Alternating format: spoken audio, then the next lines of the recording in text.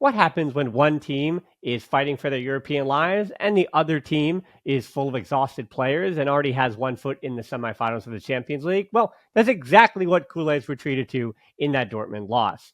The one positive is that Barcelona are heading to their first semifinals of the Champions League in 6 years. So that's a good thing. That's a positive. The negative is pretty much everything else from that match against Dortmund and some of the worrying signs that might carry on throughout the remainder of the season, which would be a big problem for Barcelona. Welcome to episode 680 of the Barcelona podcast, brought to you by the Blue Wire Podcast Network. I'm Dan Hilton, and winning is fun, and this isn't really a silver lining, but losing does give us a lot to talk about.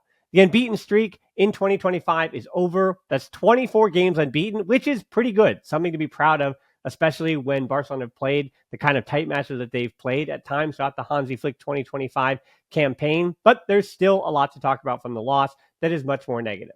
But before we do get into all the different things to talk about, I want to thank all the people that joined me on the watch along for today's match, as well as remind you that tomorrow I will have a watch along. It's not a hate watch along, but it is Arsenal against Real Madrid. And I also want to find out who Barcelona are going to be playing in the semifinals with Inter Milan and Bayern Munich. So join me on bigup.com/the Barcelona pod. Become a community member for free over there. Join the chat, get in the stage, have a word with me. That'd be great. I also want to remind you to subscribe to the YouTube channel. Leave a like and a comment to help me with the algorithm, or give me a like on the podcast apps wherever you find me. Also, I have a Patreon. Continue to help me make these shows. And if quote-unquote hate watching isn't really your thing, I will be around on Saturday for the Barcelona versus Celta match back in the Liga. That's also on Big Up.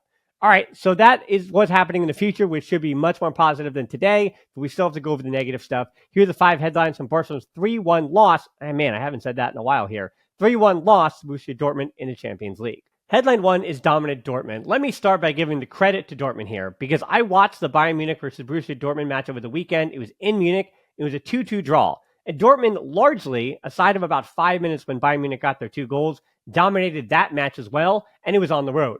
Plus, you had the atmosphere at Dortmund to remind you why Barcelona are the only team that beat Borussia Dortmund in Europe in quite some time on the road. Not only that, but Hansi Flick didn't even go with his best 11. There's no Pedri and no Inigo Martinez in the starting lineup. No Pedri because of rest, and no Inigo Martinez because one more yellow would have ruled him out for the semifinals. Instead, that's going to be wiped out, and now it's a clean slate for the semis. So that's why Inigo Martinez didn't play in this one. And Pedri, man, the kid does need to rest sometimes. And being up 4-0 in a tie should have given enough cushion for that to have been the case. It took Dortmund all of 5 minutes to get into the Barcelona box. They were on the front foot as this game began, and it was De Jong who was bypassed. A few shaky moments for De Jong in the first 10 minutes of the game, and I'll be talking a bit more positively about him as we continue on here. But 5th minute, Guirassy probably knocked away that cross. Then the 6th minute, Dortmund may have gone up even earlier if Guirassy had kept his footing. It was desperate defending from Barca. So yes, the warning bells were already ringing in the first 6 minutes. And by the 9th minute, here we go, the penalty. Pascal Gross is held onside by Koundé and then taken out by Szczesny. Not a great PK record for Szczesny as far as giving them up. It's now, 4 in 23 matches. So not the best record for Szczesny, but because of his shot stopping, which I will compliment later on in this match review, you kind of do take the 1v1 mistakes that he makes, because a lot of goalkeepers don't have a great track record of that either. Gross toe pokes the ball away from Szczesny to go around him, and then Szczesny just barrels right through him. It's a pretty easy call by the ref. I have nothing to disagree with. And then Guirassy scores the PK, goes up top, and it's a well-taken PK. Goal number 1 for Guirassy on the day, and Barcelona down 1-0. They're 10 minutes in, but yeah, 4-1 at that point. I wasn't worried. Nothing too shaky, but it would have been really nice if Barcelona had found some kind of way back into this game. Headline 2 is midfield battle loss. The one thing I will say about Hansi Flick in 2025, this is the first real time when I felt like he lost the tactical battle, because Pedri not being available to at least start, or I don't know, he was available, but choosing to rest Pedri is kind of no excuse. You shouldn't lose one player and then the house of cards completely crumbles. And I think we could also say Balde, Inigo Martinez, as well as Pedri, if you want to say that trio right there, especially on the left side in build-up. Now, Gerard Martin, I have nothing really honestly to say but good things about his day. He got beat on the 3rd goal. We'll get to that later. But by and large, I think Barcelona should have been able to deal with the rotations. And I think eventually, if you say what happened that went wrong in the first 25, 30 minutes of this game, you do point to that midfield for Barcelona. I thought Pascal Gross returning for Dortmund, that was a huge get. I had talked to Ben McFadden on the Borussia Dortmund podcast earlier this morning, and he was pretty excited that Gross was coming back. He's a 33-year-old man. He looks like he's even older than that. And from what I glean from Dortmund fans, he has been as important to them and as crucial to what they're trying to do as Pedri has been to Barcelona. I know that sounds crazy, but Pascal Gross has almost been undroppable for them in their midfield as one of their double pivots, especially when they choose to play the way they did, which is with 5 at the back. And this worked out for Dortmund. It didn't really necessarily work when Baldy was commanding that space forward on the left side, and also when Barcelona's forwards were a bit better on their day in the first matchup. But yeah, because they didn't have it and Pedri wasn't around, a lot was not going Barcelona's way. But again, credit to Dortmund here. They had the rotations, they had the right permutations needed to really go after Barcelona and pin them back deep in their own half. Even though Barcelona still had so much more possession, it was where Dortmund were winning those 50-50s and winning the second ball. I had mentioned too, this is kind of a game that I would have liked to see Marc Costa. And a reminder that he's out for the rest of the season, which is a real bummer because he would have gotten the start here, I think. And whether he started over Gabi or Fermin, I'm not really sure. But what I do know is that Gabi and Fermin in the first 25 minutes, Gabi was either too far forward or Fermin was kind of not in the right spots to collect the ball from De Jong or from Gabi. There was disorganization in that midfield from Barcelona.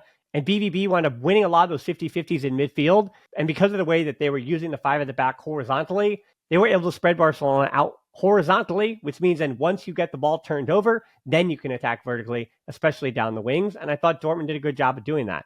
26th minute, Barcelona were offside. Fermin got the block on a clearance. Then Lewandowski gave it right back to him, but he was offside. Had a shot saved anyway. That's kind of been a theme with Fermin Lopez, not really being on target, even when he has a lot of time on the ball. 30th minute, Rafinha. This is the first time I mentioned either Rafinha or Lamine Yamal, because this kind of sums up their day. Both of them. Rafinha wasted a wonderful touch by Lewandowski that played him in behind. Lewandowski, I thought was really good in this match. I'll say it now. I think, yes, he didn't score a goal, but if any of the front three can possibly hang their head even a little bit high, it would be Lewandowski. His first touch was a difference with Barcelona against Dortmund. When he didn't have it against Dortmund in the first leg, then Barcelona was struggling on the back foot. He had it this game, and yet it still didn't save Barcelona because, as I said, the problems in midfield, the problems playing out of the back with Ron Araujo that we can speak about those game states. Barcelona were really stuck in their own half in large swaths. Yes, they had possession. Yes, they were completing passes, but they weren't really breaking through that Dortmund mid block. They were overwhelmed in the midfield there, were Borussia Dortmund. And Lewandowski, believe it or not, it could have been a lot worse if he was giving the ball away, and he wasn't. A minute later, Barcelona again in the box, where Rafinha can't get it out of his feet. In the 35th minute, I thought by that time De Jong had kind of found the game. Can't really say the same for Gabi and Fermin Lopez, but things were looking up for De Jong. That's when he gets a yellow on a super late tackle. So yeah, just like everybody else with De Jong, you take the good with the bad today. Headline 3 is Tek and Guirassy. Both of them have things to speak about in this game. I think Guirassy could actually have been more impactful. The 3 goals kind of came because other people created them for him. But on the other side, for Chesney, if he was worse today, Barcelona would be in a world of hurt. He was still good, even though he let up 3 goals. 36th minute, he stops an Adeyemi shot at the near post. Koundé really did struggle with Adeyemi, especially in that first half. When we talk about Gerard Martin and Koundé, it was Gerard Martin kind of dealing with whatever was happening with Bayer and with Koto on that left side, while Koundé really did struggle with Adeyemi in 1v1 space. Adeyemi, we thought he was going to be a 9 when he was coming up and making that move to Dortmund. That's when he was linked to Barcelona as a future number 9. Barca didn't see him as a 9, and that's because I guess they were right that he isn't. He's a left winger. He's really speedy, and he was really shut down in that first leg. But now he has the second leg. He had a lot more confidence and was better supported with that 5 at the back from Dortmund. 39th minute, Koundé finally getting involved a bit offensively. He got him behind, but he couldn't finish from a tremendous ball over the top from De Jong. As I said, I think De Jong was a bit more positive than negative on the day. I think it was others around him that struggled a bit more than he did. Then jumping to the second half, no changes for a Hansi Flick.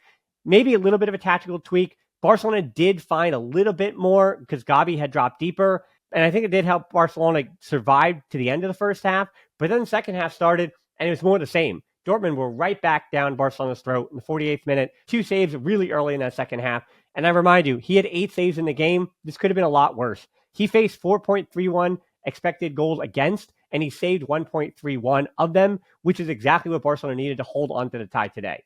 The PK happened, but hey, he made the saves he had to in this game. but he couldn't save this one in the 49th minute. It's a 2-0 from a corner. Bensebaini won it over Martin at the back post, and then Guirassy was the first one onto it and powered it into the goal. Koundé got stuck in no man's land. A little bit of ball watching for Barcelona. Can't happen. Rafinha wound up being the man closest to him, but it was Rafinha's job to guard the near post, not to put a body on Guirassy. So Guirassy just gets free and powers it over. And at that point, Barcelona looking shaky. When you give up goals on set pieces, that I feel like can shake your confidence even more than goals in open play. Headline 4, though, tools for survival. The first tool, if I had my toolkit here to survive in a Champions League tie, well, it's to get a goal. And Barcelona did get a goal there in the 54th minute. The 2-1, it's Koundé, a terrific ball to Fermin in the half space. And Bensebaini trying to stop Lewandowski. He scores the own goal. Very much like against Leganés. Hey, own goal. Welcome back to the party, buddy. Rafinha and Lewandowski got Barcelona at this point, and Barcelona and Hansi Flick should not be relying on own goal to be the superstar down the stretch here. You need your forwards to go back to scoring. That'd be really nice. It's now been 2 matches since the Barcelona front line wound up scoring. But hey, I think if you're Barcelona, you take it any way you can get it. And right after that, Lewandowski dribbled through 4 players, continuing what I said was a good day for Lewandowski without the goals. 58th minute, Gavi comes out for Pedri, which is not really a great sign for Gavi, that immediately Barcelona took control of that match. But here's what I'll say, glass half full. I thought Gavi was fine. He, De Jong, Koundé, Guirassy, even Araujo, Gerard Martin, they all did make some important tackles. I think Barcelona struggled to control the game. That is a different problem than the defending that was done. I think Barcelona defended rather well. I know they let in 3 goals, but I think they defended rather well based on how much pressure they were under because they could not control that game. I think the indictment is of that midfield trio that is Fermin, De Jong, and Gavi. I think that Hansi Flick should probably throw that trio out and not go back with it the rest of the season. So not individually. Yes, Fermin had his misses, but it wasn't necessarily Fermin, Gavi, and De Jong individually were a problem. Is that as the trio together, you do see that Pedri was sorely lacking here to hold all that stuff together, and Castado as well. I would throw him in there, that he certainly, I think, would have fit better in this team behind Fermin than Gavi would on the day, or it could have been Castado, De Jong, and Gavi was the one farther forward. If you knew that you were going to get in the physical match that you were going to with Dortmund, and I think if Barcelona knew if the ref was going to have the best day, then you knew that you'd need that kind of discipline from Castado to try to win those 50-50s. 64th minute is better build-up from Barcelona. It's another absurd miss from Fermin. So much time on the ball, and he skies it over, and not by a little bit either. So really frustrating from Fermin Lopez. 70th minute, Lamine Yamal and Fermin out for Ferran Torres and Eric Garcia, the closers for Hansi Flick this year. But those two both struggled to find their way into this match. Gerard Martin and Koundé, as I mentioned, though, were both really solid in the second half, particularly when Pedri came on as well. It does make sense that Koundé and Gerard Martin don't have to worry too much about some of the inside channels if Barcelona keep winning the 50-50s, because where Pedri loses the ball was a little bit different from where Fermin and where Gavi were losing the ball. Yeah, Pedri, gosh, you're so good. Trying to be positive here, and yes, Pedri is a positive. And then headline 5 is making Culers sweat. I didn't sweat that much. I told everybody on the watch along feed, I'll tell you when to hit the panic button for the remainder of this season, and I didn't do it in this match. I came close. I looked at the PSG Aston Villa match on the other screen, and for PSG, especially when it was 5-4 on aggregate, I was smacking that button because Aston Villa definitely had some belief. In a way that Dortmund, they built the belief, but I think in the second half, especially after the 2-1 for Barcelona, they did lose a little bit, and I felt like they lost time by losing that belief. Because then they got it back when the 3-1 goes in the 76th minute. Poor job clearing from Barcelona on the goal, but in general, before the goal too. Guirassy pounces then on the ball for the hat trick. Duranville was the sub, came in, and I have very little to say about Gerard Martin being bad today, but this is where he gives up the goal line. That can't happen. And then Araujo cleared it right to Guirassy, and Guirassy just blasted into the goal for his hat trick. As I said, Guirassy didn't really do much, but hey, he was clinical when he needed to be, scored the hat trick, and now Rafinha and Lewandowski have some catching up to do in the Champions League goal-scoring standings, but Guirassy is now frozen at 13, while Rafinha and Lewandowski have at least 2 more games to move their way up in the goal-scoring charts. And if Barcelona are going to move on, one of those two is definitely going to need to score at least a goal in the semifinals. 78th minute, Dortmund through Brandt, have the ball in the back of the net. It's offside though, so Barcelona dodged that little bullet. And it is good defending by Koundé and Guirassy in the dying minutes. Koundé was very hot and cold in this match, I thought, but when Barcelona needed him to be big, he was. And not only that, but when you talk about exhausted players, Koundé looked pretty exhausted in this game. De Jong looked exhausted in this game. I thought Fermin was tired in the second half before he came off. Rafinha and Lamine Yamal from start to finish. I didn't really talk about them here because I think whether in my comments on social media, I think there's going to be enough negativity thrown their way.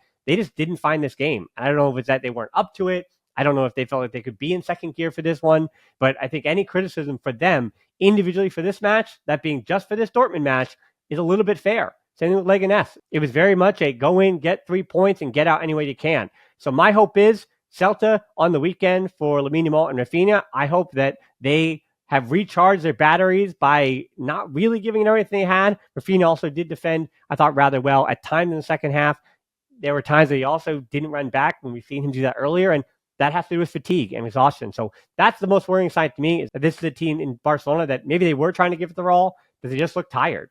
86th minute, Olmo comes on for Lewandowski, so Olmo just trying to get his match fitness back. And you see from this game, it appears that Barcelona, just based on fatigue, will need him. Will Rafinha and Lamine Yamal be needed to start every match on the wings because they're just in depth there in the backups? Yeah, that's a problem. But maybe Dani Olmo could throw his hat into the ring and push Fermin to a wing. I don't think you start Fermin and Dani Olmo together. I don't know what Hansi Flick is going to do, but I do know that fortunately Barcelona is back in the semifinals, and Culers the world over can just exhale a sigh of relief. Was it awful? Yes. If that continues, that being Leganés and Dortmund, if that form continues for Barcelona, even in the weekend against Celta de Vigo, yes, Barcelona will be in a world of hurt. Copa del Rey final is next weekend. So yes, Barcelona still have to figure something out before that time. Get your form back in a hurry. But from this one, I think this is tape that Hansi Flick could probably throw out. I do worry a little bit about Barcelona without some of their starters. But yeah, if Inigo Martinez and Pedri go down, very much like Balde did, yeah, if you lose starters, you're going to be worse. And I think that's kind of what we saw today. That would be my main theme. My big headline is that Barcelona are worse when Pedri and Inigo Martinez aren't available. Is that an indictment on Gavi? Is that an indictment on Fermin Lopez? Is that an indictment on Araujo? Yeah, maybe it is. They're not the starters this season, and the starters for Barcelona are good enough to win all the trophies. But you do need them on the field. Again, I remind you that I will have the watch along for Arsenal against Real Madrid and Bayern Munich against Inter Milan tomorrow, and then it's Celta on the weekend. So until then, again, everybody relax. Enjoy the semifinals. I know the players didn't. They were disappointed. I know we're disappointed too. But hey, it's on to the semifinals for the first time in a while. And being someone who talks about Barcelona every single day, I can tell you I don't take it for granted. I don't take you for granted either. So again, please subscribe. Help me out wherever you can find me. And as always, until next time, Forza Barca.